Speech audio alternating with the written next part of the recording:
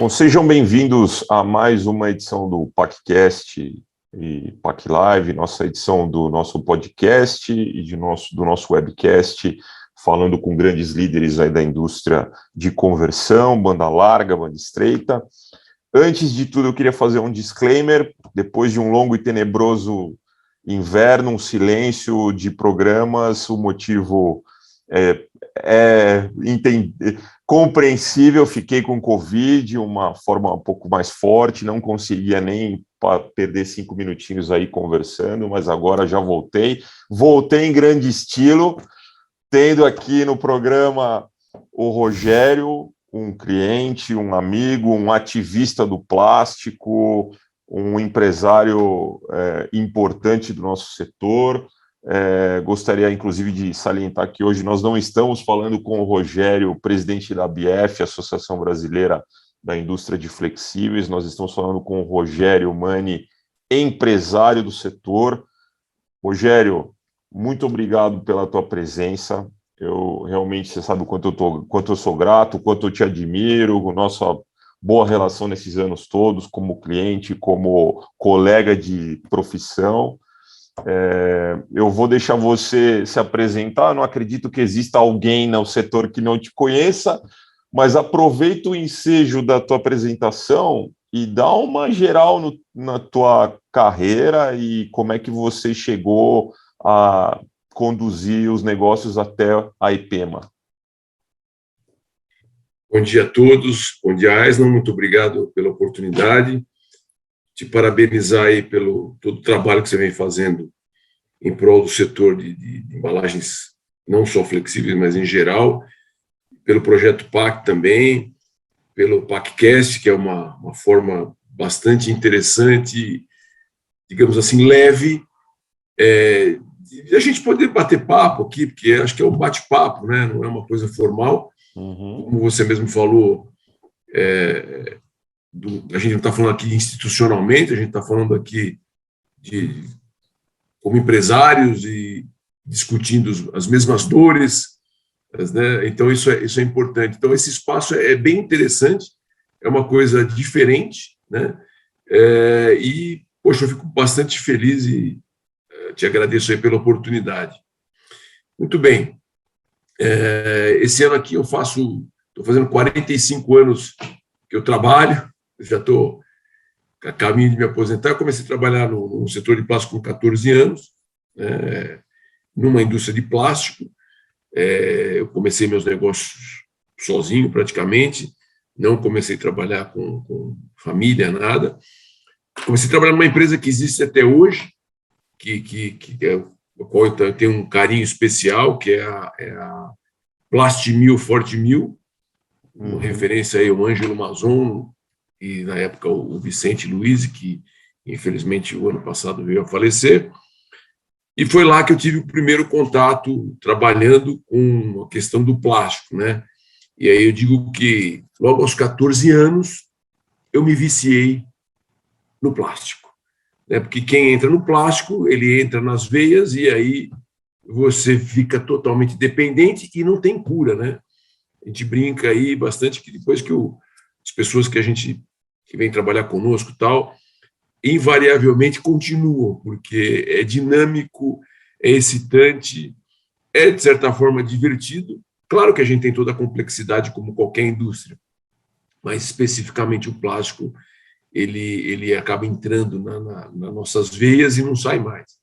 Então, comecei a trabalhar com 14 anos, depois, quando eu tinha por volta de 20 anos, 20, 21, eu comecei a pensar em montar o meu próprio negócio.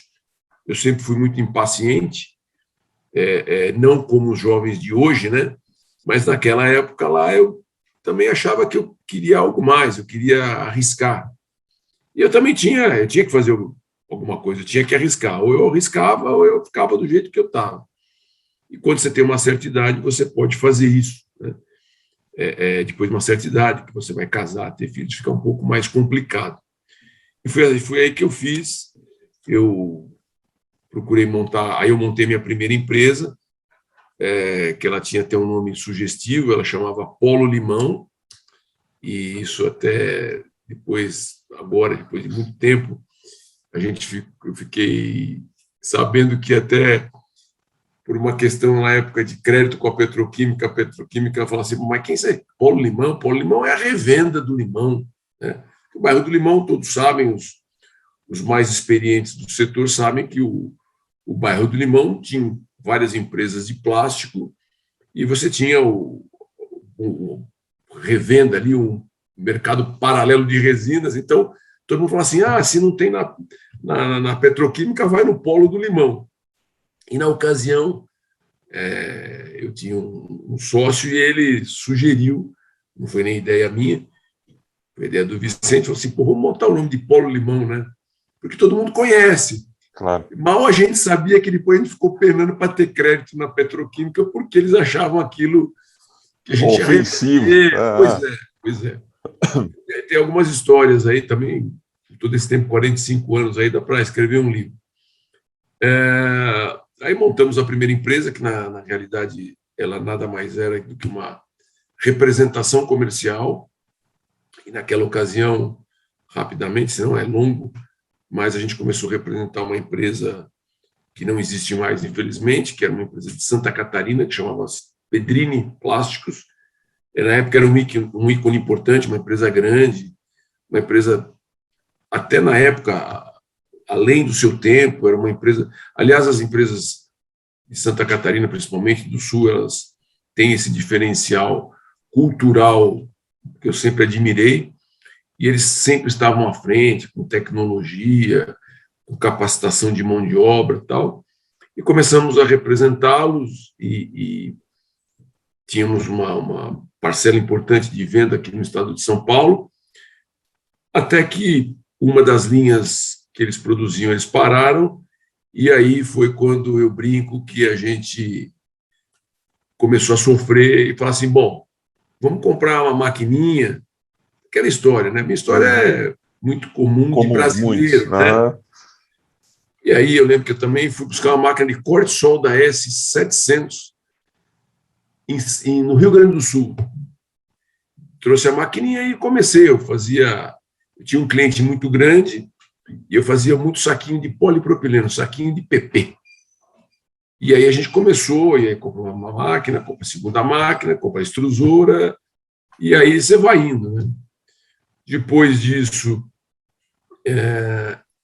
o meu sócio saiu, eu fiquei sozinho, e aí a gente tinha uma fábrica de polipropileno, só polipropileno, extrusão, impressão, corte, até que depois apareceu na época, que era também muito importante e relevante, era o Grupo Sol, entrou de sócio comigo, a gente, que era para justamente expandir essa parte de polipropileno, embalagens especiais, já que eles eram produtores de commodities, e aí foi, né? Então, essa empresa que chamava-se Paulo Limão, ela virou Sol PP, né? Que existe até hoje, está lá meu grande e querido amigo Luiz Brunelli, que toca a empresa lá, muito bom, um cara com quem eu tive o prazer de trabalhar, um cara excepcional, um excelente profissional.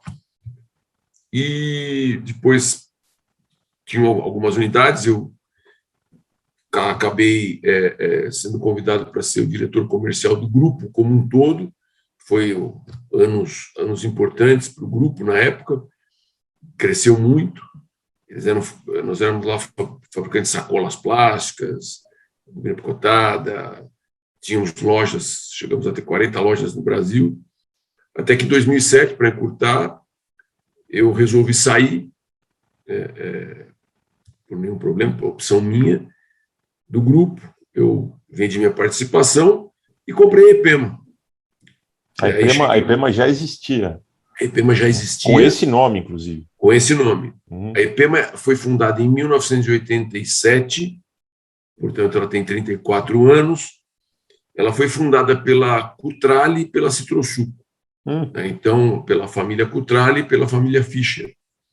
Porque naquela ocasião era muito comum, se voltarmos ao tempo, as empresas, as indústrias principalmente, elas teve aquela fase de verticalização, né? Como se a gente olhar a história, livros de economia, etc., tem a fase da verticalização, depois isso é desmontado, depois voltou. Só que a gente já viu que isso aí não funciona muito, né? Então, tanto que a Cutrale e a Citrosuco são empresas diferentes, são concorrentes, entre aspas, na questão são gigantes. Sim, do suco de laranja. Né? Laranja, etc. E eles resolveram montar conjunto por quê? No mesmo momento, eles montaram uma indústria de embalagens plásticas flexíveis, uma fábrica de tambor de aço, ali próximo, que é em Matão, e nessa fábrica, na Epema, e o próprio nome Epema, eles deram, então a Epema foi lá fundada como Empresa Paulista de Embalagens Agroindustriais, aliás, essa é a nossa razão social, e eles tinham também, entre as outras coisas, a sacaria de Rachel. Rachel, para quem não conhece, é muito semelhante à ráfia, e para ficar fácil, são aqueles sacos de laranja amarelo que a gente vê por aí. A redinha. A redinha. Aquilo é de polietileno de alta densidade, é bem interessante, são teares, também que você faz um filme de polietileno de alta densidade, depois você tem que fazer o estiramento, você faz o fio e você vai tecer. Muito legal. Eu não sei se você lembra, Rogério, mas estou ficando velho também, mas o primeiro treinamento que eu dei no Epema ainda tinha Rachel. Você lembra lá que nós tínhamos 4 teares. Então, dessa parte de verticalização, então, eles tinham os tambores, o suco, óbvio, os tambores de aço, os liners que vão, em cada tambor de aço vão 2 liners grandes de polietileno, para o suco entrar em contato com o aço, e os Rachel, e a sacaria de Rachel, que justamente era para poder, todo o excedente deles de laranja, porque eles também fazem isso, as laranjas que não vão para suco são vendidas. Então, eles tinham esse mercado. Bom, em 1996, então foi fundado em 87, em 96 eles desverticalizaram e venderam as operações de embalagens para um grupo chamado Metalúrgica Barra do Piraí, que existe até hoje, que é gigante. E a Metalúrgica Barra do Piraí, naquela ocasião, ela era o maior produtor nacional de tambor de aço e bombonas plásticas, que hoje, depois foi vendido para Mauser, alemão. Então, a Metalúrgica Barra do Piraí encampou tanto a Epema como a fábrica de tambor. E aí, para encurtar, em 2006, a Metalúrgica Barra do Piraí, a divisão de embalagens, bombonas, tambor de aço e baldes industriais, foi vendido para a Mauser. E aí a Ipema ficou sobrando lá. Foi justamente quando eu saí da Sol, eu era muito amigo do dono, do proprietário da Metalúrgica Barra do Piraí, sou ainda, muito amigo, e ele me procurou e falou, poxa, tenho lá a Ipema, eu gostaria de ver com você, se você pudesse me ajudar, o que eu faço com aquilo? Eu não tenho a menor vocação para aquilo, não tenho mais embalagens, então, o que você pode me dar uma consultoria? Eu falei, eu sou consultor, não tem como eu fazer isso. Ele falou, vai lá ver. E depois, se você puder me ajudar, eu falei, não vou, não tem problema nenhum, tá tranquilo. E fui. Bom, para resumir, fui, e de novo aquela questão do vício que eu falei no começo, acabei comprando a Epema. Esse ano, vão fazer 14 anos já que eu estou lá. A Epema nada mais era que uma fábrica que fazia suas 250, 300 toneladas mês de basicamente sacaria industrial, né? Umas máquinas antigas, máquinas velhas. Então, tinha umas extrusoras antigas, uns corte-solda, e fazia isso. Bom, e eu entrei lá em agosto de 2007, e para me presentear, em 2008, 2009, a gente teve todo aquele problema da economia global, e além de a gente atender, a Epema ela era muito concentrada em atender suco de laranja, as indústrias de suco, e açúcar. E vocês lembram, a crise de 2008 e 2009 foi justamente quando as commodities globais elas deram uma travada, as indústrias, principalmente de açúcar, tiveram muitos problemas. Sim, muitos não se recuperaram, né? Sim, a exportação de suco diminuiu e eu nem comecei, já quase quebrei. Quer dizer, é aquela história que eu brinco que a gente é resiliente. Eu acho que mais do que resiliente, a nossa indústria, os industriais que eu conheço, que são todos meus amigos, a gente é mais teimoso do que resiliente, né? Verdade. Que a gente vai, insiste, aí eu brinco com todo mundo, né? Mas eu falo por mim. Eu falo, é o que eu sei fazer mais ou menos, né? Não é. Então eu vou tentando, né? Vou fazer o quê? Vou abrir um restaurante, né? Vou quebrar, né? Uhum. E passamos essa fase e foi ali, Aisna, que é importante até nesse podcast, que toda a experiência que você já vem adquirindo, né? Que eu não estava começando, né? Estava começando um negócio, um outro negócio dentro do mesmo ramo. Uhum. Mas foi aí que eu tomei uma decisão de que eu tinha que fazer a empresa crescer. Eu não dependia naquele momento da IPEMA para viver, eu podia estar tranquilo, que na realidade, quando eu saí da Sol, o meu negócio era, eu falei, eu vou intermediar negócio. Mas, de novo, aquele negócio está na nossa veia, Uhum. teve aquela oportunidade e eu acabei comprando a empresa. E foi naquele momento da crise brava mesmo, que eu te falei que nem começou, já quase quebrou, que eu decidi, falei, não, eu vou investir de novo, eu vou para cima e vou fazer. Para quem conhece a IPEMA, a gente tem uma área de estrutura física lá bem interessante, a gente tem espaço para crescer, etc. E eu falei, então, ao invés de eu ficar sentado numa sala com ar-condicionado, Confortável. confortável, intermediando o negócio, etc., tal. Vou arrumar uma dor de cabeça para ficar. Eu gosto de encrenca, eu não sou encrenqueiro, eu gosto de encrenca, é diferente.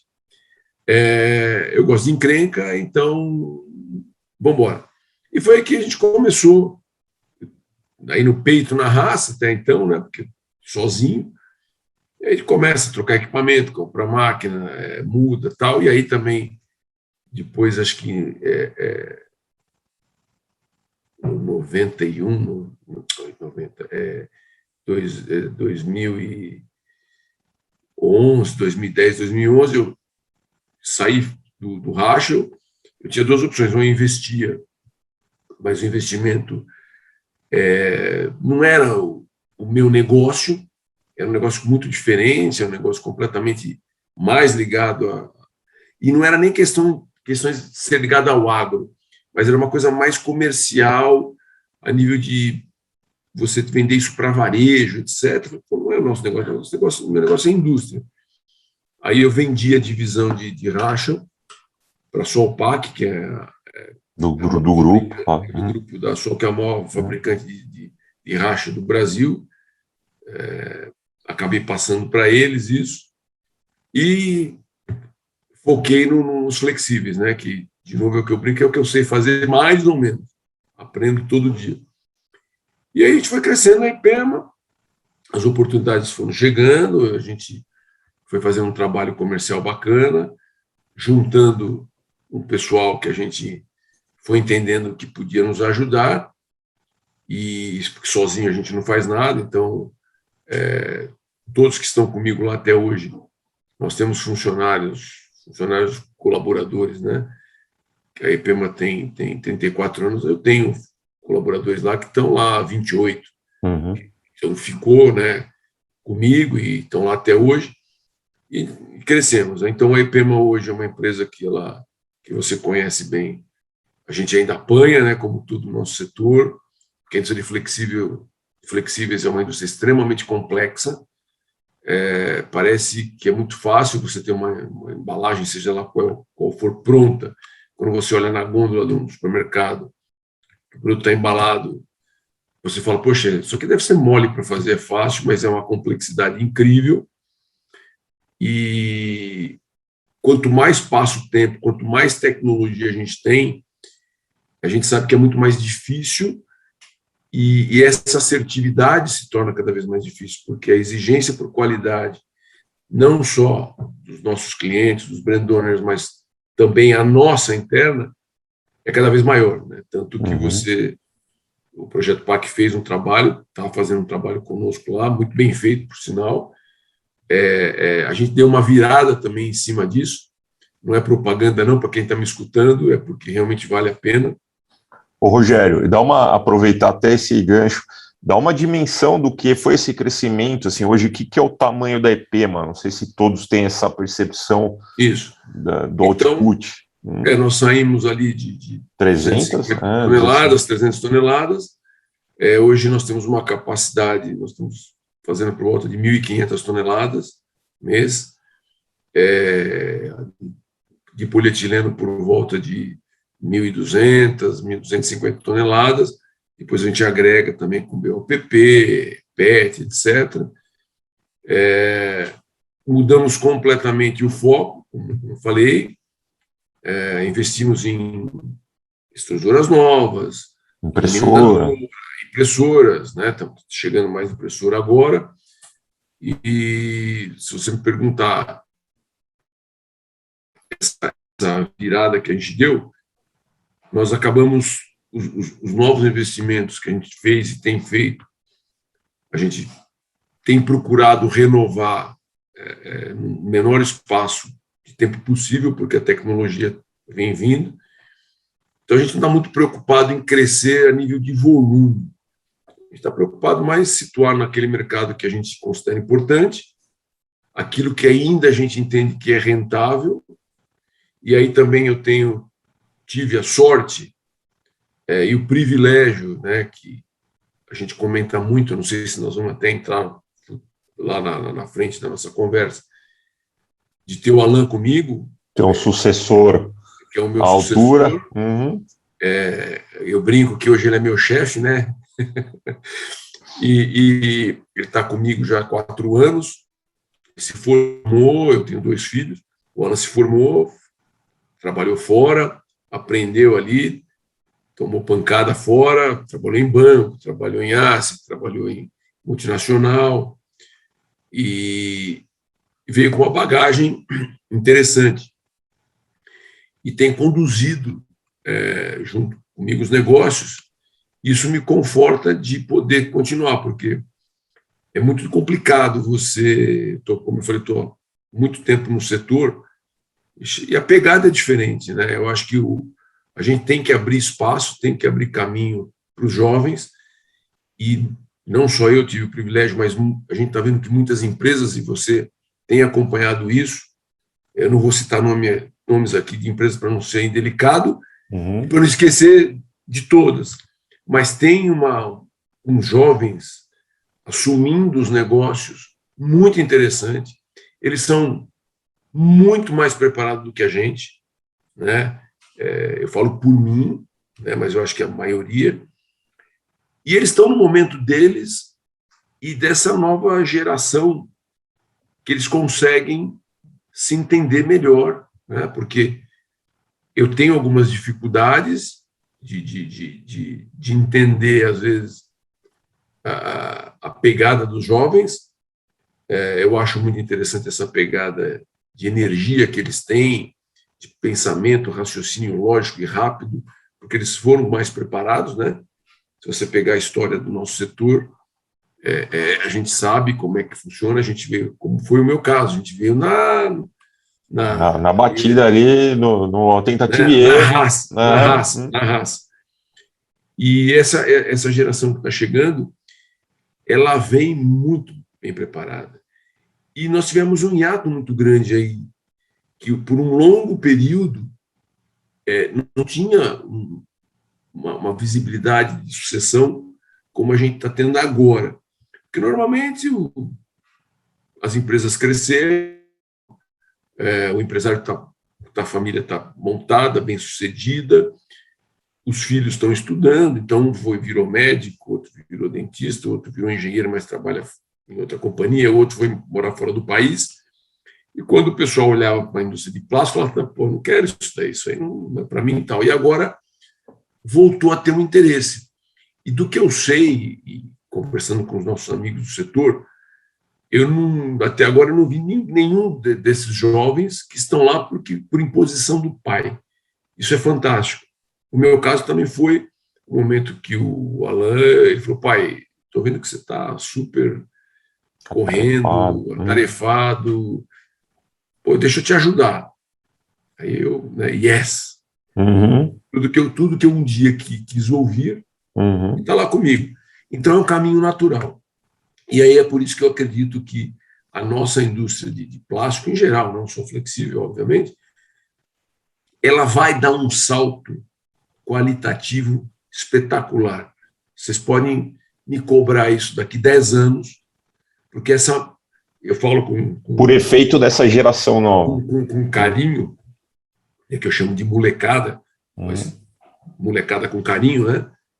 Eles estão vindo muito bem preparados. Muito, muito, muito, muito. E a gente ainda consegue passar um pouco da experiência que a gente teve para eles. Então, acho que tenho certeza, daqui 10 anos, a nossa indústria do plástico no Brasil, ela vai estar num patamar muito, muito mais elevado.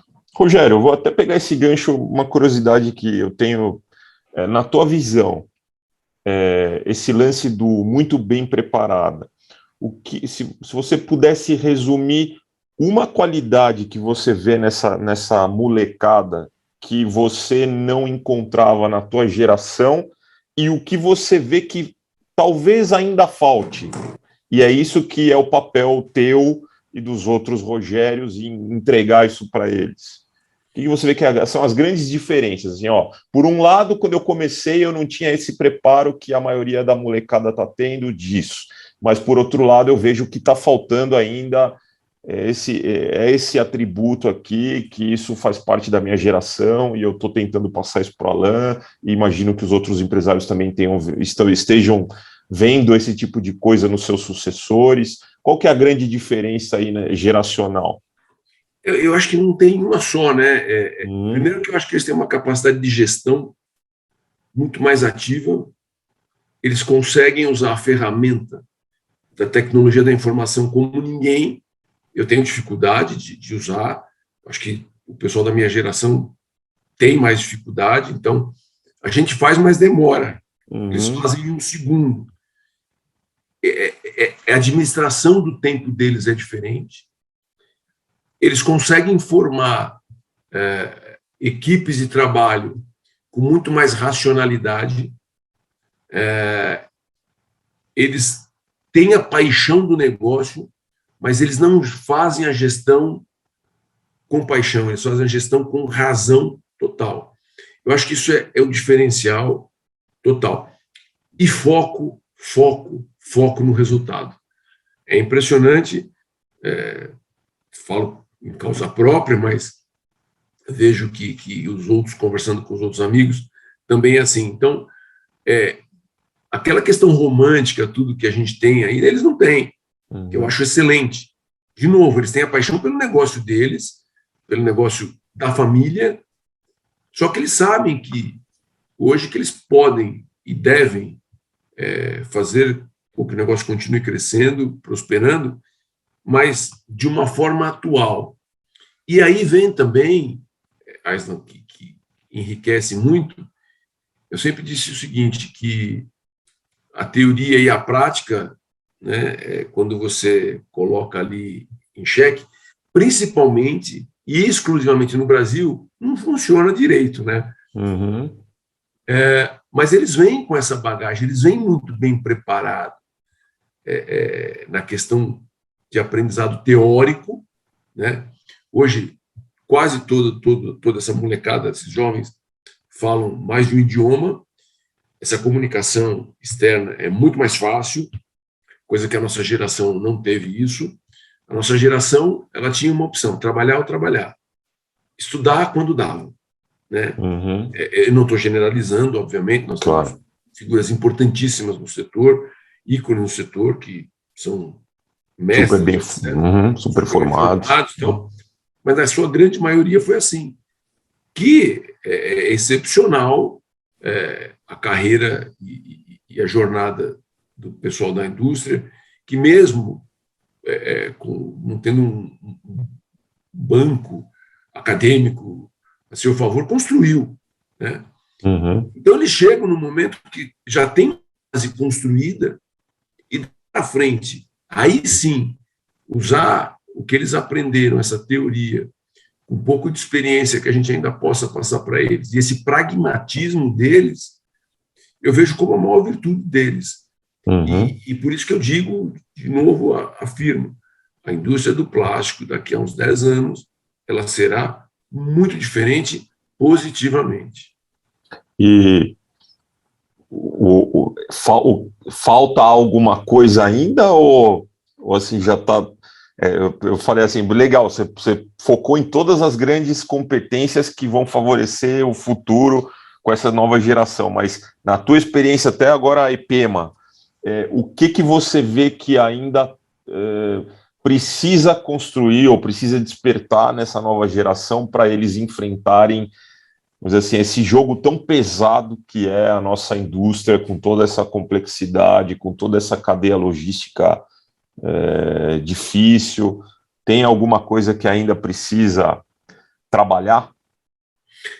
Mas eu acho que sem medo de dar essa opinião, eu acho que é o tempo. Eu acho que é o tempo, porque, de novo, eu acho que por eles serem muito bem preparados, outra coisa, eles têm uma base familiar, que a gente conhece, muito sólida, eles têm um negócio que eles já estão pegando, eles não estão começando do zero, né? Eles estão aprimorando o que tem O lá, que já existe, né? já existe. Então, eu acho que o tempo é o que vai ser preciso para que, por isso que eu falei daqui a um tempo, 10 anos, estou dando como marco 10 anos, mas pode ser antes, um pouco depois, mas é o tempo, porque competência eles têm, capacidade intelectual eles têm, o tempo é que vai fazer com que eles se adequem às situações, que eles entendam mais o setor, que entendam também que nem sempre é bem assim, né? Uhum. O Que ímpeto. não é tão científico, né? Tipo, Exato, exato. Por isso que eu disse que às vezes não é tão teórico assim. O ímpeto deles e a velocidade com que eles se trabalham, movem, né? como eles se movem hoje, às vezes eles têm que dar uma diminuída nessa velocidade, né? Eu brinco sempre, não adianta você ter uma Ferrari e não E ter dá com a cara na parede. um curso de pilotagem, porque você Uhum. pega o primeiro poste. Uhum. Então, calma, vai escalando, e aí é o tempo. A gente aprendeu com o tempo, Claro. entre as pancadas que a gente tomou, entre os erros cometidos e os acertos, né? Eu até acho que a gente, às vezes, em algumas fases da nossa vida, seja pessoal, empresarial, a gente mais erra do que acerta, tem Uhum. essa fase. A vantagem também deles é que talvez eles errem menos, porque a gente ainda tem a experiência de poder passar para eles e tentar mostrar um caminho um pouco diferente. Mas Uhum. eu acho que o que falta é o tempo e um pouquinho mais de experiência desse nosso dia a dia, né? Entendi. Ô, Rogério, você com esses mais de 40 anos de profissão, você, entre aspas, é um arquivo vivo, assim, né? Você pegou a fase áurea do matéria-prima vezes X e hoje nós estamos nesse imbróglio, nessa espiral de matéria-prima, de aumento, de margem encolhendo, etc. E eu vejo que você tem, óbvio, também pelo teu papel político, né, na associação, mas você é um ativista dessa coisa do valorizar o produto, né? Eu vejo sempre os artigos que você coloca, você tenta fazer leva essa campanha, essa bandeira para os associados e tudo mais. Eu te pergunto, com essa experiência toda, você vê que esse problema do setor tem um componente maior da desvalorização do produto por parte do dono da marca, ou seja, toda essa coisa da pressão, do bid global, de rasgar o negócio porque nada mais hoje tem margem, ou você vê que isso é um problema mais da classe empresária, de não valorizar o próprio produto, de jogar o preço para baixo, de não fazer uma ação mais inteligente de preservar a margem geral? O que você vê nesse sentido? Assim, de quem quem tem mais culpa no cartório? O próprio empresário ou o mercado mudou, os clientes veem o produto hoje como uma commodity mesmo e dali é para pior? Eu vou começar do final, né? Eu acho que se o cliente vê uma embalagem como um produto sem relevância, ele vai ter problema. Uhum. Né? Porque a embalagem, na realidade, ela é um insumo de primeiríssima necessidade. Então, se a gente voltar no tempo, como você falou, eu não peguei essa fase, infelizmente, mas eu acompanhei porque eu trabalhava, né? Mas Uhum. eu não tinha o poder, tal, mas eu aprendi muito. E realmente é como você disse, exatamente como você disse. Para os que vão me ouvir, que são mais experientes, era assim mesmo. Quanto custa a matéria-prima? Custa 5. Esse aqui vamos multiplica por 3, multiplica por 4. Esse aqui, hoje eu acordei de bom humor, então, em vez de ser 3, em vez de ser 4, vamos colocar 3. Era muito assim. Não tinha planilha Excel, não tinha nada disso. Uhum. Tinha uma maquininha de somar, multiplicar, dividir. E tinha o feeling. O feeling. E eu brinco com a caneta atrás da orelha e falo assim, matéria-prima vezes tanto. Era assim, é fato. Então, os jovens têm que saber que era assim que funcionava. Aí o tempo vai mudando, como tudo, né? As coisas vão acontecendo. E aí tem uma coisa interessante, e você falou, a gente não pode entender que a embalagem de 30, 40 anos atrás é a mesma que é hoje. Né? Então, você tinha muita questão de precificação desta forma, as indústrias cresceram dessa forma, mas o mundo mudou, evoluiu. Né? Então, de quem é a culpa no cartório? É assim, primeiro, eu falo muito que a questão, e ainda existe muitos empresários que reclamam o tempo todo que é óbvio que a matéria-prima é nosso principal insumo. Né? Na composição de custo do nosso negócio, a matéria-prima ela nunca representa menos de 50%. Uhum. Qualquer artigo plástico, normalmente, algumas exceções, você sabe.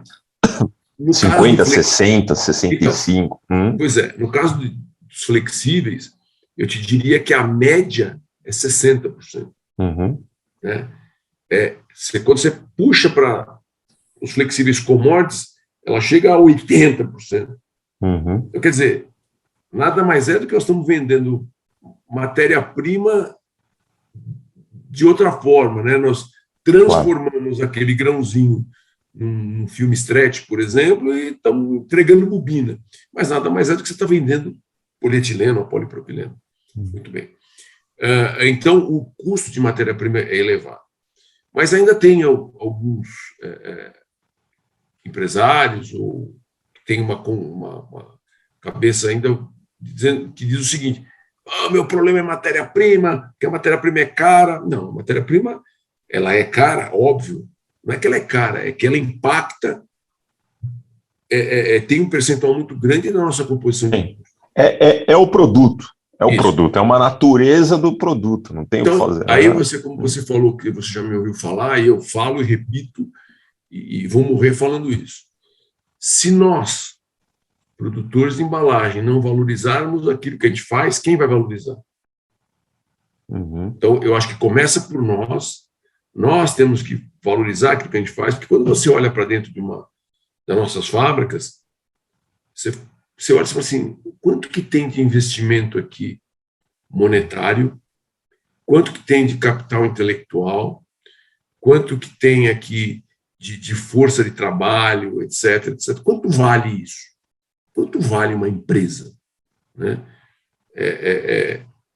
Mas mais do que quanto vale uma empresa, é quanto vale, isso que eu acho que é mais relevante, não é quanto vale uma empresa, é quanto vale o produto que eu produzo.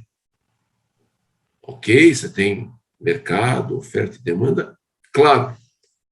Agora, se a gente não valorizar aquilo que a gente faz, é muito complicado. Então, eu acho que o problema maior é nosso, é do transformador, de não enxergar ou não perceber que existe, e não pode ser diferente, que valorizar o que a gente faz.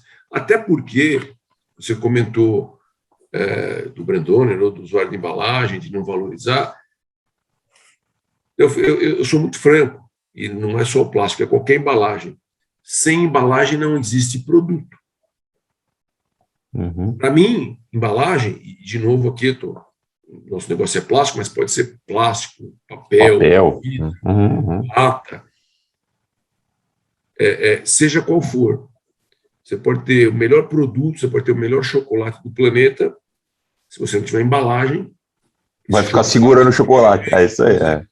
Então, assim, eu digo que, assim, entra até uma questão de evidência, quer dizer, se eu tenho um produto que é de extrema necessidade, para mim, a embalagem é um dos insumos mais importantes do planeta, porque ele movimenta o mundo, ele gira o mundo, né, ele alimenta o mundo, e aí você vai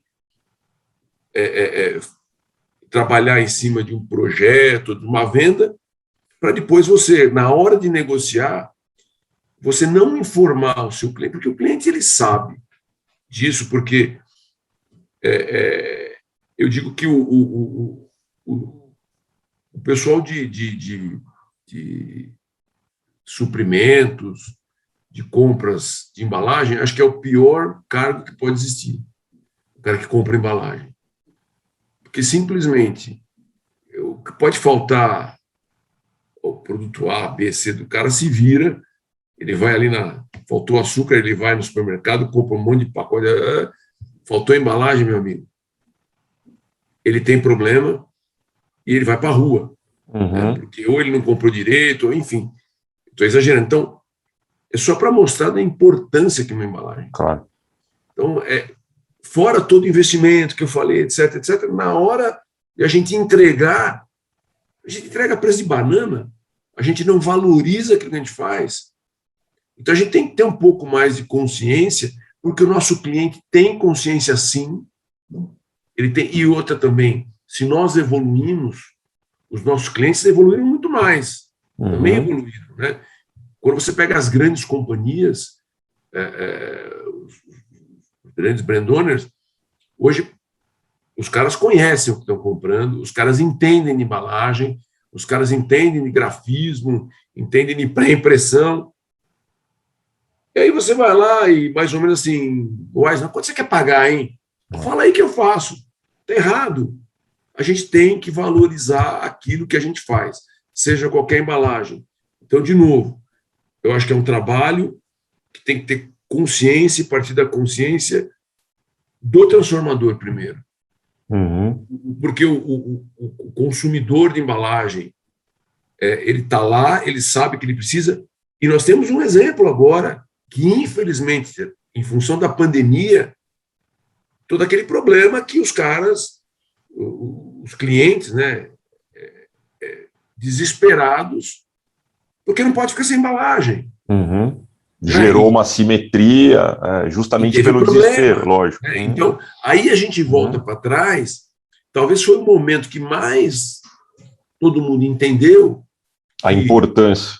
Que a cadeia produtiva inteira é de extrema importância. Então, é assim, o polietileno é meu vilão, ele é caro, mas o que é caro é o que não tem. Então, é assim, me manda o que você tem.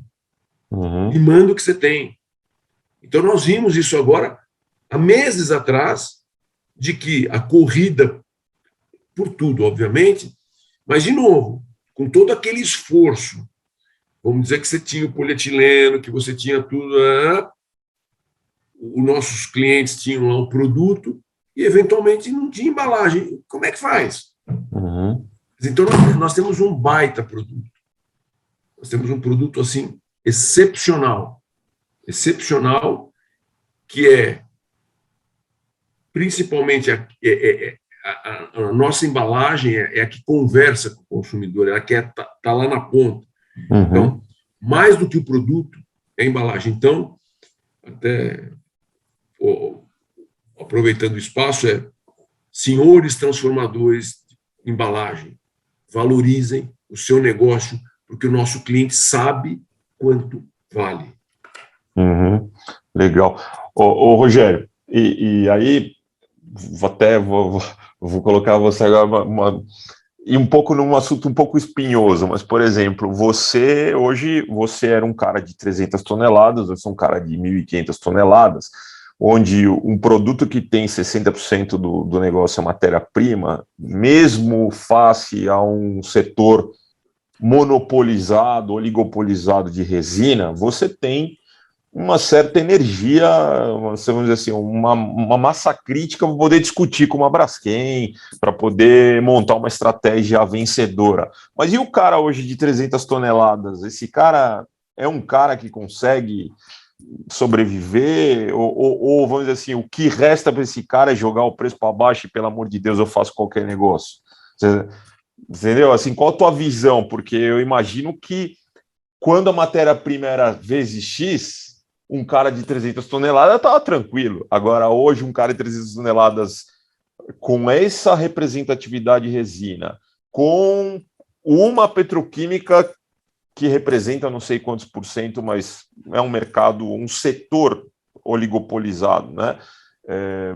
Como é que esse cara sobrevive hoje? Ou essa é a tendência? Não vai ter mais cara pequeno, vai ter só gigante, e isso que nós... Você fez algumas previsões, né? Por exemplo, a questão de sucessão, vai sanear o mercado, etc. Então, eu te pergunto mais uma previsão, tua visão. Vai existir pequeno até quando? Tem uma bola de plástico, não é bola de cristal. Nossa bola é de plástico, não é de cristal. Vamos ilustrar a bola de... Mas, assim, olhando pelo cenário ao longo dos anos e das perspectivas que nós temos à frente, e por sermos Brasil, um país de dimensões continentais, tudo mais, complexo, eu não acho que as empresas menores elas vão acabar, né? Eu acho que elas continuam, só que elas não podem ser empresas de commodity, elas vão ter que ser empresas de especialidade. Isso, para mim, está muito claro. Tanto que quando eu decidi que a gente tinha que ali... Porque eu pegando meu próprio exemplo que você falou, as 300 toneladas que eu fazia era commodity pura. Uhum. Né? Ali a conta era ao contrário, né? Matéria-prima e quanto eu tenho que ir ali para não tomar prejuízo. Uhum. Então, as empresas que estão com volume... Porque o volume não quer dizer... ele não está ligado à rentabilidade. Você pode ter uma empresa pequena, com volume pequeno e de valor agregado lucrativo, porque faz especialidade. Agora, tem um outro aspecto. O parque industrial nacional, e aí de plástico em geral, ainda o número de equipamentos obsoletos é gigantesco, ele passa de 50%, por incrível que pareça, nós estamos em 2021 e ainda nós temos esse problema que não... Por mais que as empresas que você acompanha têm crescido, trazendo máquinas de fora, só que essas máquinas velhas, elas continuam no mercado. Claro, elas continuam fazendo, batendo nas mesmas portas, né? Exatamente. Então, o que a gente vê e percebe é que, primeiro, o número de empresas novas já não cresce como antigamente.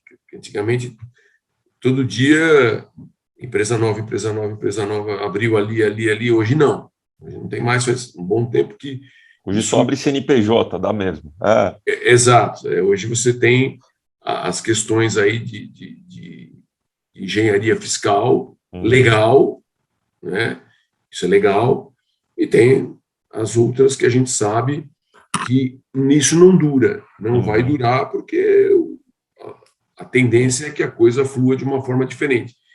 Então, para não perder o foco, eu acho que essas empresas que estão, que têm, independentemente do volume, e não tiver condições competitivas, e aí, competitiva não é só preço, competitiva é a tua gestão da empresa, tua gestão de caixa, a tua eficiência produtiva. Eu acho que tudo isso faz diferença. Quem não tiver olhando para isso, quem ainda tiver comprando máquinas velhas, máquinas usadas, que consomem muita energia, improdutiva, etc., essas empresas, infelizmente, elas sairão de cena, né? Empresas que estão apoiadas só, única e exclusivamente na questão fiscal, o cara tem lá 3, 4, 5, 6 empresas simples, etc., para fazer daqui para lá, de cá para lá, isso está ficando muito caro. Isso custa dinheiro. Então, os nossos custos cada vez estão mais apertados, né? Porque hoje, você comentou lá, os bids, etc., ainda vamos lembrar que a gente tem mais oferta do que demanda, né? Isso pode mudar, etc., momentos podem mudar, mas a gente tem mais oferta do que demanda. Então, o mercado vai ficar cada vez mais brigado, não tem jeito. E aí não é a matéria-prima que é o teu grande problema.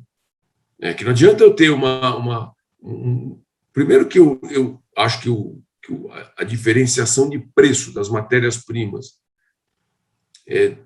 do gigante para o grande, do grande para o médio. Não é tão grande?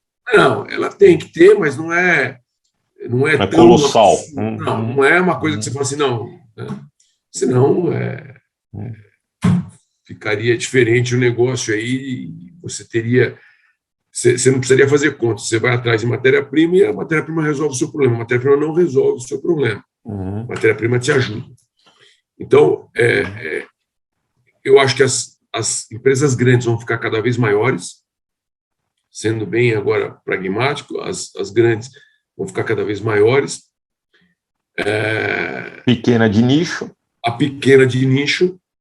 E as médias vão ter que achar, como no meu caso, uma colocação no mercado, que ele existe ainda,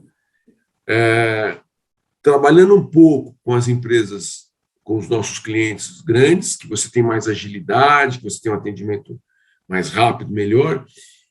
E ainda existe muitas empresas, né, clientes, usuários de embalagens, clientes pequenos e médios. Por incrível que pareça, o cliente pequeno e médio, o grau de exigência dele de embalagem é exatamente igual ao dos outros. Tanto quanto, sem dúvida. Então não adianta. Né? Então não adianta você ter lá uma máquina antiga que você não vai ter qualidade, que você não vai ter produtividade, que você vai começar a ter problemas. Então, eu acho que isso é uma coisa que vai acontecer. E se a gente olhar a pirâmide e voltarmos ao tempo, a pirâmide mudou. Né? Hoje, se você pegar as empresas no Brasil que transformam, por exemplo, mais de 10 mil toneladas mês, não tem uma, duas, são várias. Se você pegar as empresas que transformam 5 mil toneladas mês, são várias. Sem dúvida. Foi rápido, né? Rápido. Mas se você pegar a pirâmide, as empresas que transformam... De 1.000 a 3, 4... De 1.000 a 3, são gigantes. Agora, você percebe que o salto... Por exemplo, o meu caso, eu tenho uma capacidade de transformar 1.500 toneladas. O próximo salto é 3.000. Passar para 3? Calma, alto lá. Espera aí. Eu tenho que combinar com muitos russos. Não é tão simples assim. Então, vai ter um momento, e eu acho que já é esse momento, aonde não é onde eu quero ir, é onde eu posso estar. Claro. Para mim, isso está muito claro. E é a mesma coisa do cara de 5 mil ele ultrapassar para cima de 10. Sem dúvida. Porque você tem que analisar uma coisa que às vezes que isso não pode ser deixado de lado, aonde está o Oli? Esse Oli chama-se mercado. Né? Então, a gente precisa entender muito isso. Mas, de novo, os pequenos, nicho,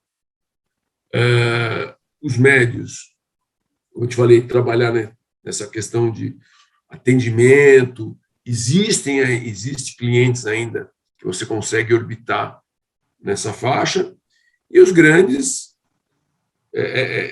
estão muito mais voltado a grandes volumes, quantidades, e o crescimento deles é muito mais rápido. Isso vai acontecer. É uma tendência natural, e aí entra a questão que no Brasil ainda também não sei se você vai perguntar, mas só para finalizar, é uma questão que sempre perguntam e a coisa não evolui, que é a questão de fusões, etc, etc, etc. Então, eu acho que também isso é uma coisa que precisa ser muito bem analisada, porque quando você... porque hoje, quando você...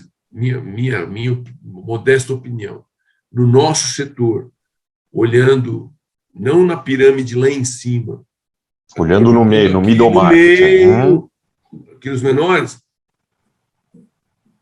se você disputa o mesmo mercado, se você eventualmente tem algumas atribuições ali mercadológicas ou que você está junto, ou que eventualmente você está brigando pelo mesmo espaço, ou que você não tenha clientes iguais, essa fusão eu vejo com bons olhos pelo seguinte: você ganha escala.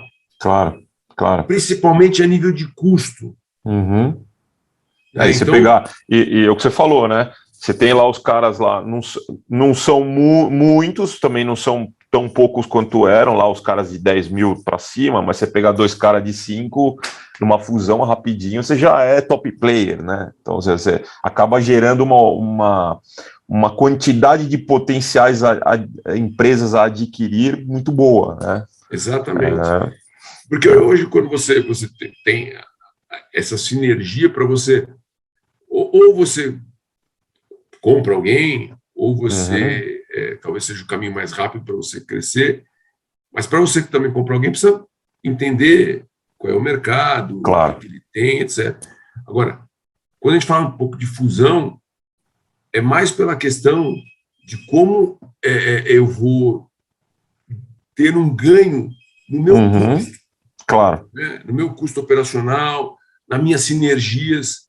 Né? Porque a questão é de mercado, todo mundo está no mesmo mercado. Sem dúvida, né? sem dúvida. Então, bom, como é que a gente faz para manter, se a gente se juntar? A gente vai ter que... As nossas sinergias acabam fazendo com que você baixe esses custos para que a gente tenha mais punch para poder continuar crescendo. Né? Claro.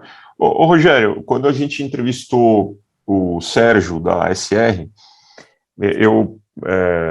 eu acho que eles têm, a EPEMA e a SR tem alguma similaridade, talvez, de mercado, no sentido assim, são 2 transformadores de polietileno, impresso, eu acho que em termos de embalagens alimentícias, né, talvez a EPEMA está numa outra fatia de mercado, mas com alguma similaridade. Tem polietileno, impresso, né, é do middle market, tem tamanhos similares, e o Sérgio falou na ocasião que uma empresa como a dele, de polietileno eminentemente, era muito difícil você não ter uma estratégia que considerasse o reciclado, que considerasse uma logística, uma economia mais circular, uma questão de pegar e usar a para e depois recuperar e botar para dentro de novo. Enfim, ele tocou muito nesse assunto. E eu vejo que a EPEMA, de uma maneira diferente, também tem uma visão muito de economia circular, até pelo teu logo aí, né, novo, né, atrás de você. Como é que você vê, de uma forma bem pragmática, assim, o que é factível e necessário do que é greenwashing e já, sabe, já é demais, né? Porque e aí eu vou até aproveitar, vou emendar de uma pergunta na outra, Rogério, que é o seguinte: na tua visão, você acha que a indústria de plástico se organiza tão bem quanto a indústria de celulose e papel para defender o produto? Você está afiado hoje, hein? Você está afiado. Vamos lá. Primeiro que conheço bastante o Sérgio, respeito muito o Sérgio como profissional e como amigo, não precisa dispensa apresentações. Primeira questão da pegada de reciclado, eu acho que não tenho o que dizer, a questão de sustentabilidade, a questão de reciclado não é mais uma opção sua de ter no seu portfólio. As empresas ou tem. Você é obrigado, você vai ser obrigado a ter, e eu acho que a gente está muito atrasado nisso, no sentido que tem muita gente ainda que acha que isso aí tá de passagem ali, chuva de verão. Não é, dado que as empresas globais assinaram os pactos globais de conteúdo reciclado nas embalagens. Muitos ainda se apegam, não, mas eu faço embalagem para alimentos, isso aí nunca vai chegar, o alimento não pode e tal. O food grade é uma questão de tempo, né? Simplesmente uma questão de tempo, isso, até porque não é no Brasil, é uma pressão global. Uhum. Então, eu acho que isso a gente tem que se preocupar bastante com essa questão de circularidade. A indústria de embalagem tem que estar focado e tem que começar a entender, e também vai precisar de adequar a sua fábrica melhor para poder trabalhar com material reciclado, né? Porque o reciclado agora ele não é mais uma questão de custo, agora é uma questão de necessidade. Você tem que ter, é uma matéria-prima, né?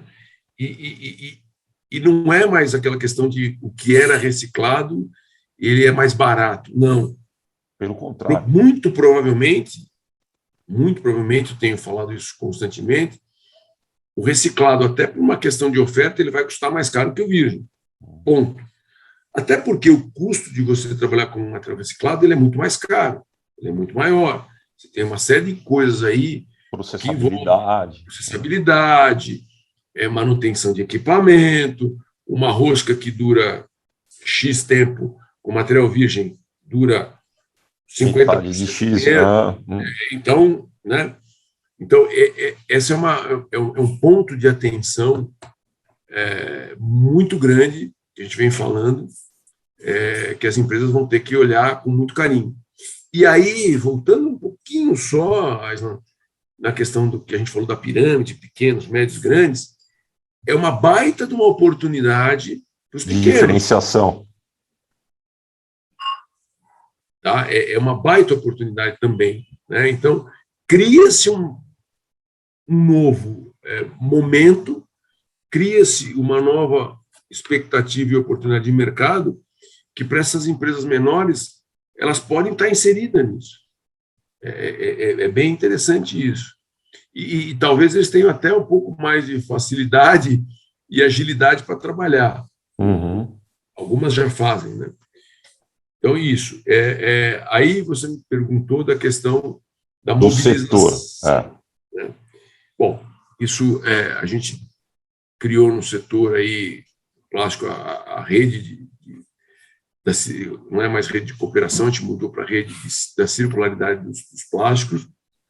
Muito legal, você tem todos os elos da cadeia ali, começa com cooperativa, reciclador, gestor de resíduo, petroquímica, varejo, brand owner, reciclador, está todo mundo ali. Um trabalho muito bacana, muito bem feito. Agora, voltando à questão da cadeia produtiva do plástico, eu acho que a gente falo isso e repito sem problema nenhum, o plástico é o mais novo de todos os seus sucedâneos, 130 anos, qualquer coisa assim, e nesse 100 e poucos anos o que o plástico fez foi incrível, né? Quer dizer, a gente o plástico está em tudo, né? Eu brinco que a gente mandou até o homem para a Lua, e automóvel, medicina, saúde, tudo mais. Só que a cadeia produtiva do plástico global foi negligente de não fazer o que tinha que ter sido feito lá atrás e começar a fazer um trabalho, porque no fundo, todo mundo sabia que uma hora isso ia aparecer. É fato. Barrigou, todo mundo barrigou. Barrigou. Mas ele é mais leve, por isso que ele aparece. Não importa. Só vê o que aparece. Não adianta a gente falar que mas a lata afunda lá no centro. O pessoal fala o plástico nos mares, mas e o que está lá embaixo? O que está lá embaixo ninguém está vendo. Não vamos ser hipócrita, né? Também. E que existe hipocrisia, existe. Ninguém vive sem o plástico. Todo mundo precisa do plástico, mas hoje falar que o plástico não é legal é moda. Agora, e aí entra o que você falou. Então, essa negligência e essa acomodação está vindo com juros, correção monetária e algo mais. Porém, qual é o grande lance? Se nós, nesses 100 e poucos anos, fizermos tudo que a gente fez com plástico, não tem a menor dúvida que nós vamos resolver o problema. Aliás, eu não falo que é problema, nós vamos resolver as demandas. O plástico não tem problema, ele tem demandas a serem resolvidas. Então, se nós somos tão competentes, a cadeia toda, de todo desenvolvimento, inovação, tecnologia, de fazer o que fez, não tem dúvida que essas demandas a gente vai resolver. Só que agora está custando mais caro. E tem a pressão do tempo, né? Exatamente, e tem a pressão do tempo. Então está sendo feito. Mas eu ainda acho que nós não estamos mais negligentes, nós estamos muito atentos, nós admitimos que a gente tem essas demandas a serem resolvidas, mas eu acho ainda que falta o engajamento maior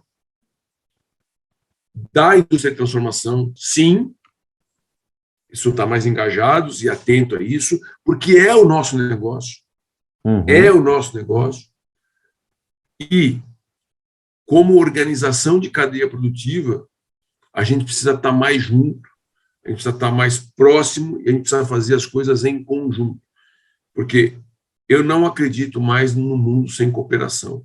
Ninguém faz absolutamente nada sozinho. Então, a gente ainda está aquém, estamos trabalhando muito, muito, muito, pauta de todo dia esse assunto, tanto da circularidade, da economia circular, sustentabilidade, mas, em paralelo, como a nossa cadeia produtiva ela é um pouco grande, a gente tem que estar mais junto, a gente tem que fazer isso em conjunto. Estamos fazendo? Sim, mas eu acho que é pouco. Eu acho que é pouco, então a gente tem que fazer muito mais. E aí também tem uma diferença. Como a nossa cadeia é muito complexa e muito longa, quando você pega o papel, por exemplo, ela é mais curta, né? O poder decisório do papel ele está na mão de 2, 3 companhias. Claro. O setor do plástico é diferente. Então, a gente é muito grande e a gente se movimenta mais lentamente do que eles. E a única coisa que eu sempre peço, quando posso, é que sempre existiu uma ética que não precisa, eu não preciso buscar meu espaço atacando o outro. Eu acho que isso é uma coisa que precisa ser muito bem pensada. Eu acho que principalmente os dirigentes de empresas, os dirigentes institucionais precisam entender que todo mundo tem, todos os produtos têm o seu espaço, todos os produtos são importantes. Agora, eu não preciso atacar aqui e ali para eu tentar ganhar surfar na onda. Bobagem, porque quem vai julgar isso é o consumidor final. Então, e hoje não dá para você simplesmente ficar na retórica dizendo o meu produto é melhor que o outro, dizendo, não, todos são bons, cada um tem o seu espaço. né? Então, é isso. Rogério, chegamos nos 5 minutinhos finais. Eu vou te fazer uma última pergunta. Eu sei que você não tem bola de cristal, você tem bola de plástico. Então, prever o mercado, ok, complexa tarefa. Mas então, vou fazer a pergunta da prever a EPEMA. O que você vê para a EPEMA daqui 5 anos? Qual que é a tua visão? Fala assim, olha, eu daqui 5 anos quero estar olhando o Alan trabalhar na praia no Caribe, eu quero cruzar a fronteira das 2.000 toneladas, eu quero estar num mercado que eventualmente eu não estou. Qual que é a tua visão? Bom, se a gente fizer um planejamento caseiro, como a gente fala, porque as oportunidades aparecem todos os dias. Então, se você me perguntar, você está aberto a fusões, aquisições, a sentar à mesa? Claro. Aliás, eu acho que quem não fizer isso está perdendo tempo, né? Agora, isoladamente, o que a gente tem traçado primeiro, como eu falei, qual é o mercado que a gente vai atuar, qual é o mercado que a gente precisa estar e que a gente entende que é o nosso negócio. Depois, em cima disso, e enquanto isso, um crescimento orgânico, né, muito mais, hoje a gente está muito mais preocupado e atento à renovação do nosso parque industrial, sem necessariamente pensar em crescimento de volume, capacitação de pessoas, que isso é o mais complexo, onde eu vejo que a gente tem muito problema, porque a indústria nacional, como um todo, nunca se preocupou em capacitar mão de obra. Não estou falando só plástico. Como eu falei, estou muito tempo no ramo, muito tempo trabalhando, a gente percebe isso. Nós sempre tivemos uma quantidade de mão de obra disponível, né, à vontade. Claro. Ok, só que a tecnologia te exige que você faça uma capacitação maior ainda com os seus colaboradores. Então, quem pensava que, né, porque você não é uma fábrica de robôs, né? Você ainda depende do humano. Então, o nosso foco da EPEMA é capacitação de pessoal, a gente se adequar àquilo que o mercado exige, né? Por exemplo, o investimento que a gente está fazendo. Agora nós iniciamos um trabalho para a FSC 22.000, é longo, custa, a gente vai estar buscando se adequar ao que os nossos clientes necessitam. As demandas que você falou, né? Exatamente, essas demandas. Por quê? A coisa passa muito rápida, então, alguns clientes, isso é bom, você ter alguns clientes que te empurram para você sair da zona de conforto e fazer o que tem que ser feito, porque às vezes a gente também fica ali esperando tal, e você faz. Então, EPEMA daqui uns 5 anos, primeiro que o espaço, como você falou, cada vez mais é do Alan, ele está tocando, é uma tendência natural. Dizer que eu vou me aposentar... Nem ferrando. Não, mas que eu sou muito ativo, não paro, mas eu acho que eu tenho outras coisas para fazer também. Outros projetos. Posso ajudar de outra forma.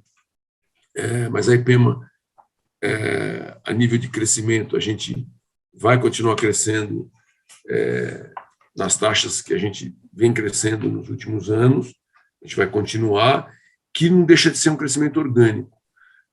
A gente também sempre pensa o seguinte, antigamente, voltando, você comprava uma máquina por telefone. O Wilsinho, era o Wilson da Carnevale, que máquina você tem aí? Manda aí. Mas o que você vai fazer? Não sei, depois eu vejo. Esquece, forget. Não dá para fazer não volta mais. Não. Então, a gente está muito focado em crescer sólido, né? Vamos chegar nas 3.000 toneladas? Não sei. Pode ser que sim, pode ser que não. A gente não está preocupado com isso. Nossa meta é que, nos próximos 5 anos, eu quero ter uma empresa, independentemente da capacidade de produção, que ela esteja apta e pronta para atender as demandas dos nossos clientes e de novos clientes. É isso. Legal. Bom, eu queria agradecer a tua presença, mas foi muito legal o papo. Queria, inclusive, agradecer a toda a equipe da EPEMA, que eu tenho o prazer de estar em contato frequente, Alan, Sérgio, Murilo, toda a galera que é muito legal. Para quem estiver nos ouvindo, nos assistindo, não esqueça de seguir o canal, de divulgar o vídeo. Eu acho que quanto mais essas mensagens das dores dos empresários do setor se irradiarem, maior a reflexão, né? Maior, poxa, o Rogério tem a dor que eu tenho aqui, olha, é verdade, concordo, não concordo, eu acho que isso só faz o setor crescer. Rogério, deixo para você as suas últimas palavras, agradecimento, e vamos fechar o programa na sequência. Bom, Aislan, só para finalizar, e não é clichê, porque as pessoas que estão comigo, que trabalham comigo, que eu tenho o prazer de dividir o dia a dia, eu sempre digo que o meu melhor, o meu principal e mais valioso ativo são os meus colaboradores, porque eu não faço nada sozinho.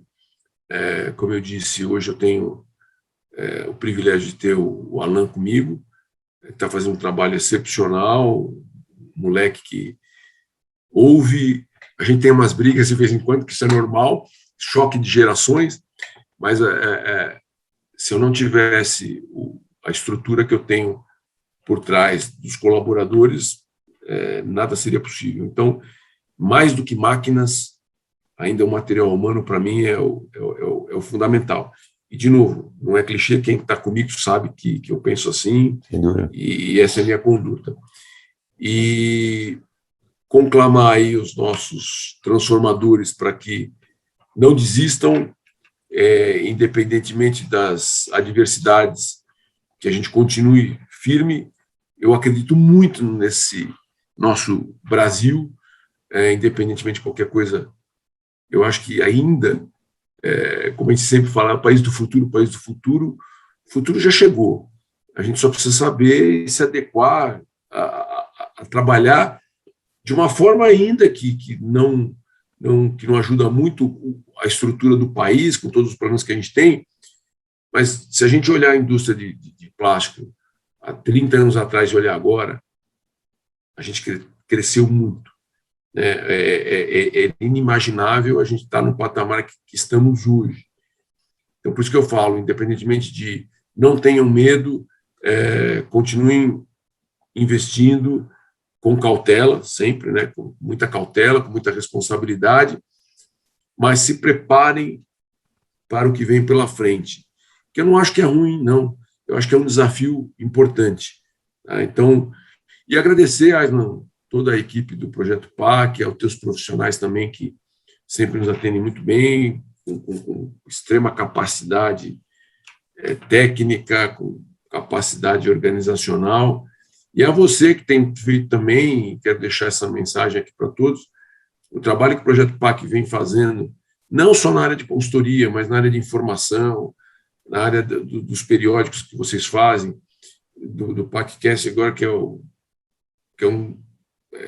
como eu falei lá no começo, é diferente, isso, como você falou, traz aqui um bate-papo gostoso, e quem sabe uma ideia aqui, daqui a pouco você pega todo mundo que fez e põe todo mundo junto aí, verdade, de algum jeito, que vai ser muito divertido, muito gostoso, porque é muito agradável e sempre bom estar com vocês. Muito obrigado pela oportunidade, de coração, e vamos em frente, que nos veremos no futuro maravilhoso ali na frente. Um abraço a todos, fiquem bem e se cuidem. Obrigado, Rogério, e até o próximo programa. Nos vemos lá.